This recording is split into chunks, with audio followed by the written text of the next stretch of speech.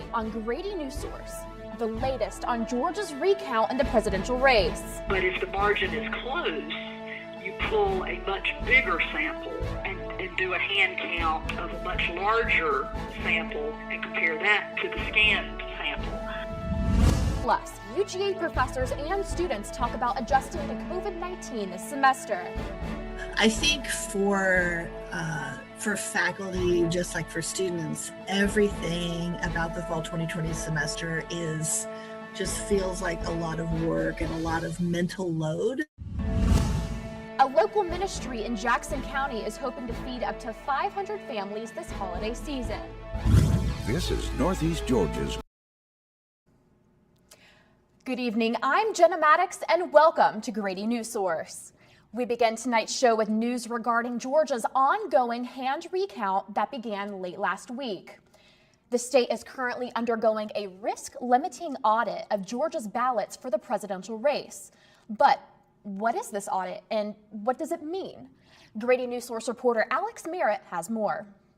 Some may think that the ongoing audit for ballots cast for the presidential election is the same thing as a recount, but that's not actually true. The tally was triggered by a risk-limiting audit that was written into Georgia law in 2019. The audit started on Friday, November 13th.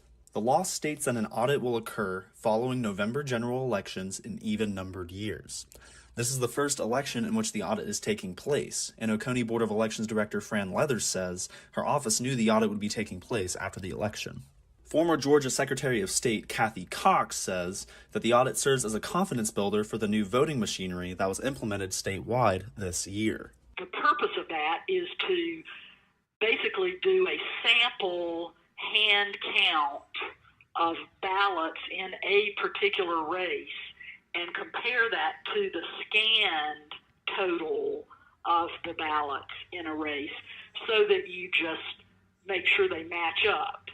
So it's just a confidence builder. The law also says that one contest in the ballot will be audited, which is selected by the Secretary of State. The law lists criteria that the Secretary of State should take into consideration when choosing which contest to audit. Cox said Georgia Secretary of State Brad Raffensperger picked the presidential race for a reason. But if the margin is close, you pull a much bigger sample and do a hand count of a much larger sample and compare that to the scanned sample. Raffensperger explained some frequently asked questions, or FAQs, on Twitter this past Saturday. He explained why the state is undergoing an audit and what the difference is between this and a normal recount. The audit is done prior to official certification of the state's votes and is required by Georgia law. A recount, on the other hand, must be requested by the losing candidate after the results have been certified. According to the State of Georgia website, a candidate has to submit a recount request within 2 days of the election result certification. Raffensperger said that a recount can be requested by the losing candidate if the candidate is within 0.5% margin of the winning candidate. President Trump is well within the margins to request a recount. He trails former Vice President Joe Biden by just 0.28%. He can request a recount as soon as the state's results are certified on Friday. All 159 counties in Georgia will have until Wednesday, November 18th to certify their audits. From there, Secretary Raffensperger will have until Friday, November 20th to certify the election's results. Alex Merritt, Grady Newsource. Georgia's 2 seats in the U.S. Senate are still up for grabs as candidates face off in runoff elections. Early voting in these races begin in less than a month. But how will the winners of the seats impact our national politics? Newsource reporter Jillian Tracy has more. Republican Senators David Perdue and Kelly Loeffler are vying to keep their seats as Georgia's representatives in the U.S. Senate while facing Democratic challengers Jon Ossoff and Raphael Warnock. Republicans currently hold 50 of 100 seats in the Senate, but need a 51-seat majority to keep control of the chamber. Meanwhile, Democrats currently have 48 seats and will need both Ossoff and Warnock to win their runoffs in order to force a tiebreaker vote for Senate control. But Georgia has not elected a Democratic candidate to a seat in the U.S. Senate in 20 years. UGA political science professor and Senate expert Anthony Madonna says that if Republicans Perdue and Loeffler do get reelected, it will make it harder for the Biden administration to pass legislation. So proposals that might have a fighting chance, policy-wise, are not likely to see the floor. Right now, Democrats have control of the U.S. House of Representatives. If Republicans maintain their control of the Senate after these runoff races, we'll have what's known as a divided Congress, which, according to Madonna, means it's a lot less likely that legislation will be approved. I think whenever we're talking about things like just how slow change is in a given area, right? A lot of that is because, Congress isn't moving or Congress is divided. Voters in Georgia will have to decide on their Senate candidates by runoff election day on January 5th. Taylor Potter, a senior at UGA, is planning to vote via absentee ballot in the runoff elections.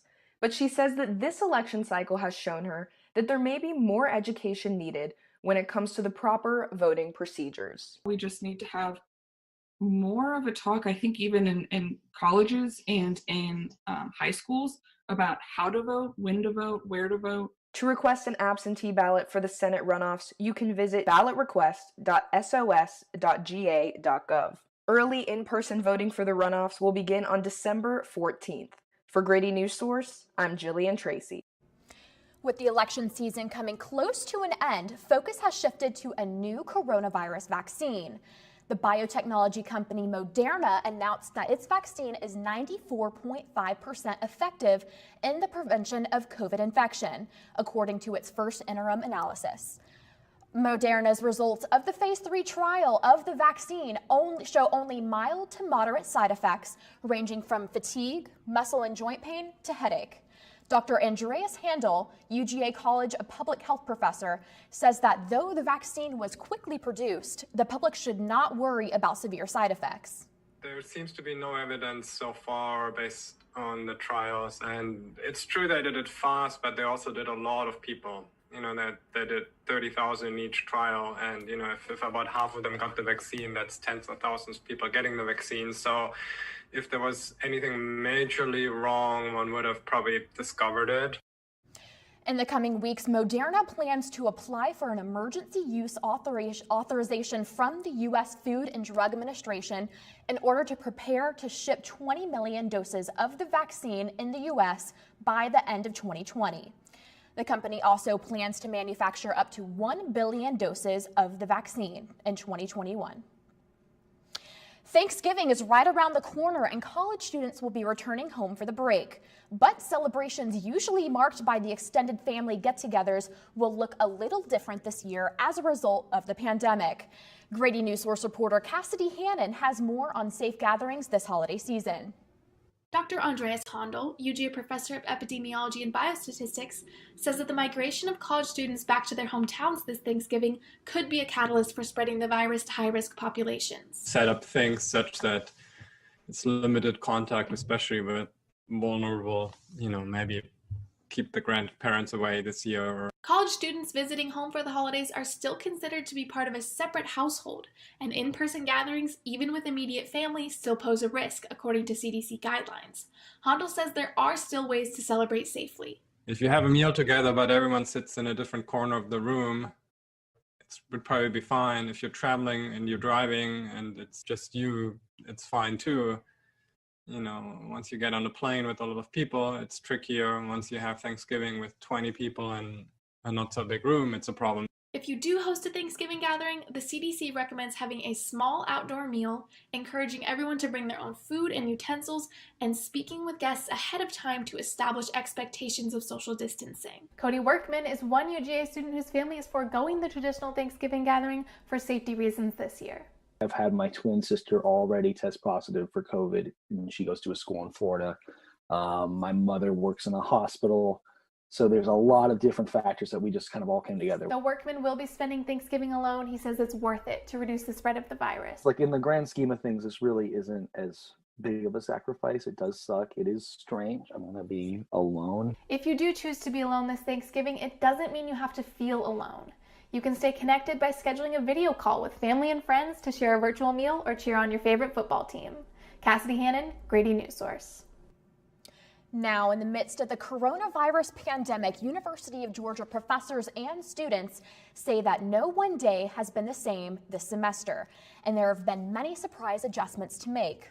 Grady Newsource reporter Danielle Harvey took a deeper look into how some of the UGA community has been adapting in the world of the coronavirus.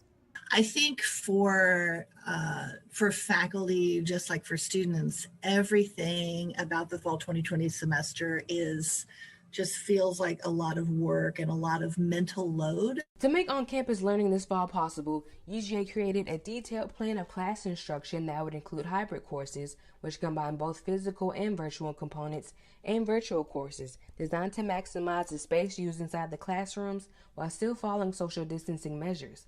However, the new changes in the structure of classes have not come without challenges, one being learning what class format works better for students and adapting to that. But although she thinks no one size fits all, Dr. Frick says that the transition to this unique semester could have been smoother with more communication from administration. There was a lot of what felt to me and others like inconsistent messaging over the summer. Some of that was coming from the Board of Regents. Some of that was coming from just a lack of clarity about what fall would look like. And Thea Brock has also been feeling the mental load of this semester and says that her workload has increased this fall to what she feels like is an increase by 200%. Because our teachers aren't seeing the work that we're doing because they're not in a classroom with us, the assumption is that we're doing more work because we're at home with our work. And Kenya Garcia, a UGA transfer student who, although agrees that Zoom classes are safer, they're not always easier to learn in. I did not like a single part of online because I felt it was very hard to focus. I felt like I wasn't giving my all in the material. I feel like I have to pretty much teach myself the majority of the time. The USG Board of Regents approved to continue in-person learning last month. UGA is planning on increasing in-person classes for spring 2021 and allow as many students as possible to attend in-person classes with safety measures due to, quote, little evidence of transmission of the virus in classrooms. For more about the experience of these individuals, visit GradyNewsource.com. I'm Danielle Harvey, Grady. The Barrow County Sheriff's Office held a blood drive today and will hold one tomorrow in order to assist Deputy Chris Parker's 5-year-old son Keegan, who was recently diagnosed with leukemia. The drives will also benefit the community as the blood collected will be used in hospitals across Georgia. Barrow County Sheriff Judd Smith says that the 2 blood drives this week are likely just the beginning of more to come over the next 2 years. We asked the family, what could we do collectively as a sheriff's office and as a community? What can we do to, kind of help? And so their doctors said, they need blood. They need, all types of blood. And, so we said, perfect, we'll set one up. And so we did that. We had all day filled up within 15 minutes. And so that's why we did Tuesday as well. So, and this is a 2-year process for him. So this won't be the only blood drive we do. We may do this 2 or 3 times a year. You can sign up to donate blood by visiting the Barrow County Sheriff's Office Facebook page and clicking the link for Tuesday's blood drive. Coming up, how the live music industry is being impacted by COVID-19. And a local ministry gives away food for the holidays. So we drowned the fire, stirred it, drowned it again, and now just feel if it's cold. Yeah. Cool.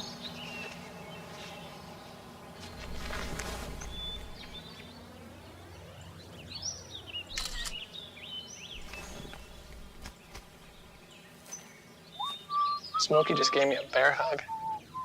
I know. Already posted it. Take a look under your bed. Find stuff under there? What about jobs? No? Now try your closet. Still no jobs? Just more stuff? Well, you really have both. See, stuff is defined as household articles considered as a group. Sometimes this stuff is no longer needed. Wait, no longer needed? That can't be right. Because remember those jobs you were looking for? Those are really needed. And they're the stuff inside your stuff. Our job is to unlock those jobs. And it starts when you donate your stuff to your local Goodwill. Here's how we do it. When you donate to Goodwill, we sell your stuff to provide job training for people right here in your community. So just by teaming up with Goodwill, you help create jobs. And isn't that worth parting with the leftover keytar from your 80s cover band? Goodwill. Donate stuff, create jobs.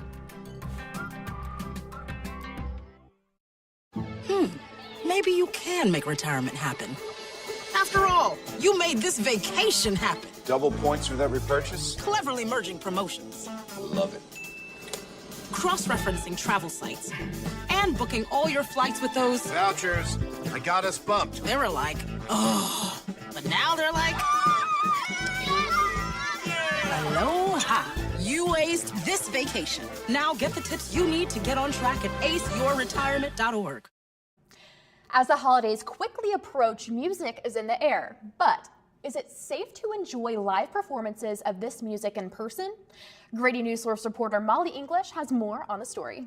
If you happen to walk by Malcolm Bridge Middle School this Wednesday, you'll hear the sounds of trumpets, saxophones, and French horns. That's because the school's band is hosting their first in-person concert in 8 months. Parent Cassie Brown says it's a moment she and her son, an 8th grader in the band, have been waiting for. It's important for the kids to get back to that feeling of things being normal. I don't think this has been good on the mental health of some kids, and music is a great outlet for kids. It'll look different, as most in-person gatherings do these days. 2 guests per student and a socially distanced seating arrangement in the school's gymnasium instead of the auditorium. The UGA Performing Arts Center has already ventured into socially distanced performances, hosting the Atlanta-based Peachtree String Quartet last month and planning to host guitar trio Revienne in December. I felt like we could still do some small performances in a safe manner based on the protocols we had established and the university had established. That's UGA PAC Director Jeffrey Martin. His center's performances are limited to 15 people total, all wearing masks, all socially distanced. The center usually holds more than 1,000 patrons at a time. There is an online option for those who do not want to attend in person. They have really been almost overwhelmed by the experience because it's been so joyful for them. But the bigger question looms. Is it entirely safe to enjoy live performances again? As the United States quickly approaches 11 million total COVID-19 cases, Dr. Andreas Handel, an epidemiology professor at UGA, says the online-only format is still the better option. Streaming over Zoom or YouTube or whatever, the virtual one, that would be the safest way of doing it. As soon as you bring people together, there is some risk. Jeffrey Martin says the Performing Arts Center has a plan in place to revert back to online-only performances should the surge get worse. But even with this plan, Martin says the past 8 months have taken a major toll on the musical world as a whole. Are the artists going to be there, ready to perform when we are ready to receive them? Molly English, Grady Newsource. Fowler Drive Elementary School in Clark County has paused in-person instruction due to staff having contact with a positive COVID-19 case. Antoine Stevens, a member of the Board of Education, says that 3 days after the start of the in-person classes, the school was very short-staffed. Gotten the complete list of all those confirmed yet, but several dozen teachers and faculty were placed into quarantine. We haven't gotten any reports of student positive yet. In a letter to parents, Principal Celicia Hardy wrote no staff members in quarantine have currently tested positive, and that in-person instruction will resume November 30th. A nonprofit organization in Jackson County is hosting a mobile food pantry event for all families in the surrounding areas. Large amounts of food will be donated in hopes of feeding up to 500 families or more. Grady Newsource reporter Cheyenne Jones has the story. I Serve Ministries hosts a mobile food pantry event 3 times a month to help families in need. Over 30,000 pounds of food are given away in hopes to feed up to 500 families for at least 10 to 12 days. The organization is run mostly by Jeff Grant with the help of his wife Sherry. They have a partnership with the local food bank where they are able to purchase a 48-foot trailer with $800 worth of food. Jeff says without this partnership, they wouldn't be able to provide nearly as much food or a big variety of meat and produce. Look at how many people we've been averaging or how many people are in line already. and then we kind of just split it up. So if we get like 600 cans of corn, and we're getting 300 families usually, so each family will get 2 cans of corn. According to I Serve Ministries, about 8,000 people in Jackson County are food insecure, with about 4,000 of those people being children. Once I Serve Ministries has donated most of their food to those in need, the Athens area homeless shelter takes any of their leftover food donations to the shelter. Beverly, a volunteer at the shelter, says because there is such a small population in Jackson County, the amount of people in need is pretty large, and giving back to the community can improve a person's situation greatly. Having a food pantry just allows people to donate and support their local community, because we just really want to make sure that that first need that people have of food is fulfilled. And anybody can donate a can of soup, green beans, and especially with the holiday season coming up, we want people to really donate. The mobile food pantry will be held tomorrow, November 17th from 7 to 9 a.m. here in the Pendergrass Flea Market parking lot. For additional information on how to volunteer and future events, visit iserveministries.org. From Jefferson, Georgia, Grady Newsource, Cheyenne Jones. Coming up next, I'll bring you this week's forecast and give you some pointers on how to spot potentially dangerous trees. Hi, I'm Peter. There's nothing I love more than sharing vegetables with my friends. Come on in, help yourself to anything. That's why we give our food the utmost respect it deserves. Did you know there are simple steps we can all take to help save food? You can cook it, store it, even share it. Just don't waste it. Because when it comes to food, better ache than never. To learn more, visit savethefood.com. You think getting dumped by text is harsh? Try getting dumped by a tennis ball. My ex-owner drove me out to the woods, yelled fetch, and by the time I brought the ball back, he was gone. Yeah, I was pissed. But the folks at the shelter helped me let go of my anger. I learned coping skills, like taking it to the hole. Boom! Now I'm ready to fetch again. But how about I throw and you run and get it?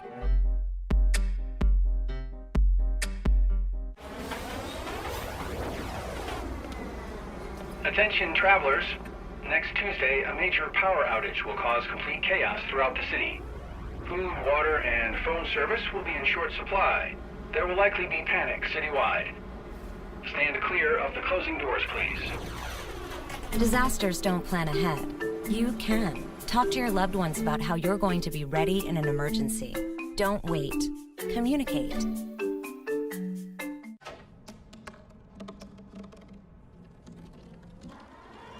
Everybody has a dream.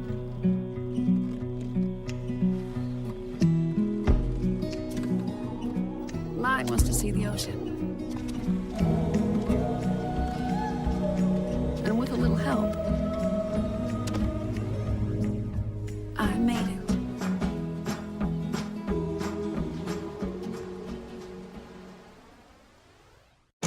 And now, the weather. Good afternoon, everyone. My name is Maddie McQueen, and we're looking at some beautiful weather this week. Today's been a little chilly, sitting around the mid to upper 50s most of the day, but it's been nothing but sunshine and clear skies all day. Tonight, we're looking at more clear skies and a slight breeze, but the temperature will be dropping down to 42 degrees. Looking ahead to our 5-day forecast, sunny skies and cooler temperatures follow us through Friday.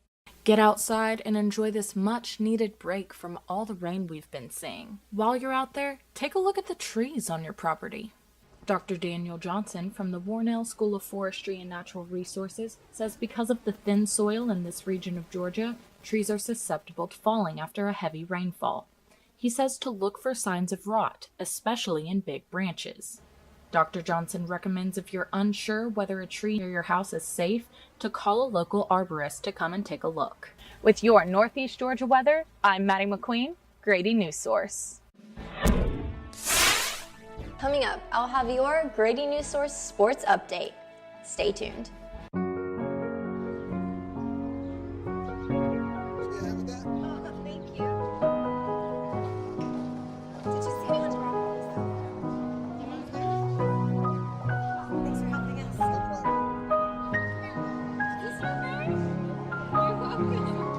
We'd do anything for kids. Yet 1 in 6 children in the U.S. struggle with hunger. Help end childhood hunger near you Learn how at feedingamerica.org.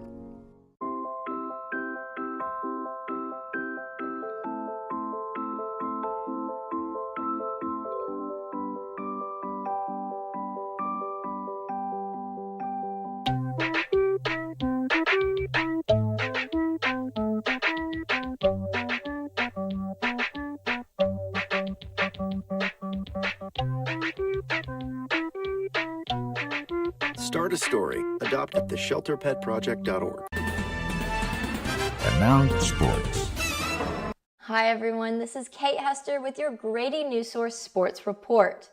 We all missed watching our dogs play on Saturday after the Georgia and Missouri game was postponed due to the coronavirus pandemic. Now the question on everyone's minds is, when will this game take place? Right now, we don't know for sure.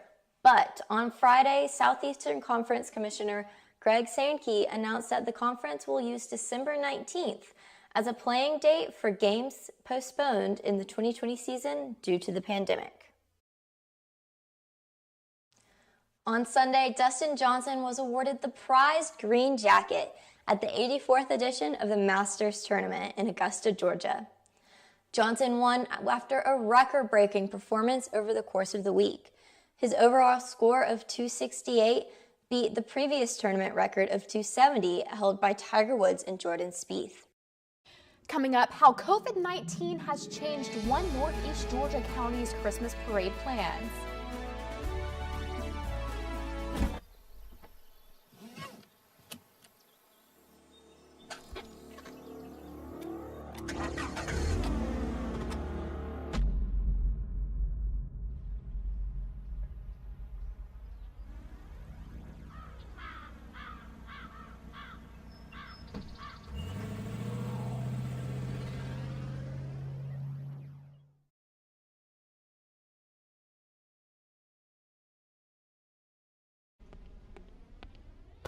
Can I tell you a cat joke?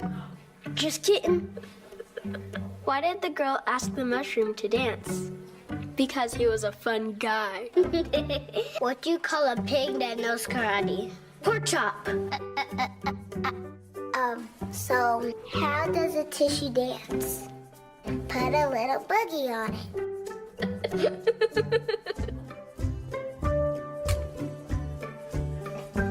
Hamilton was adopted from a rescue in 2008. He really likes to be around people. And as soon as I start to make my breakfast, Hamilton is right there. I get out my mat and I'm doing a downward dog and he's underneath. He's quite the pug about town. He gets invited to a lot of parties. He knows he's a pretty big deal. I mean, look at this little face. How could you not love him?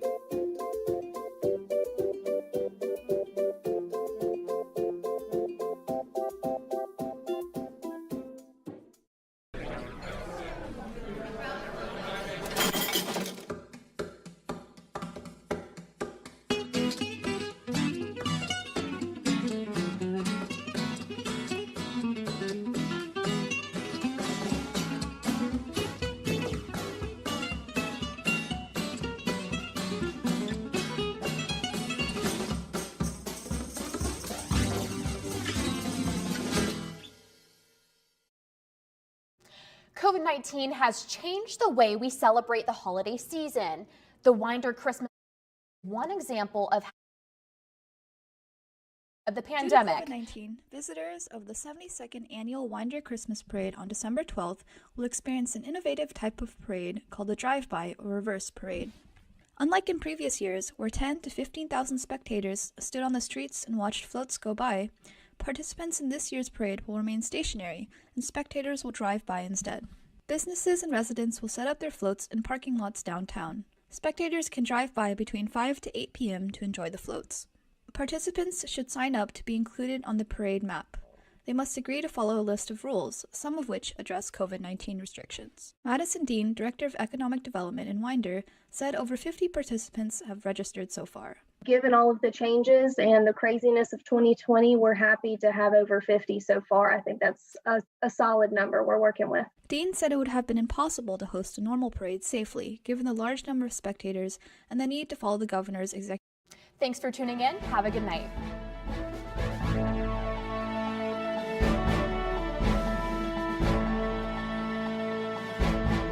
Grady Newsource is a student production of the Grady College of Journalism and Mass Communication at the University of Georgia, which is solely responsible for its contents. Views expressed do not represent those of the administration nor the Board of Regents at the University System of Georgia.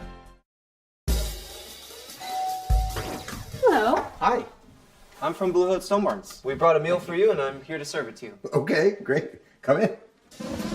Zucchini carbonara?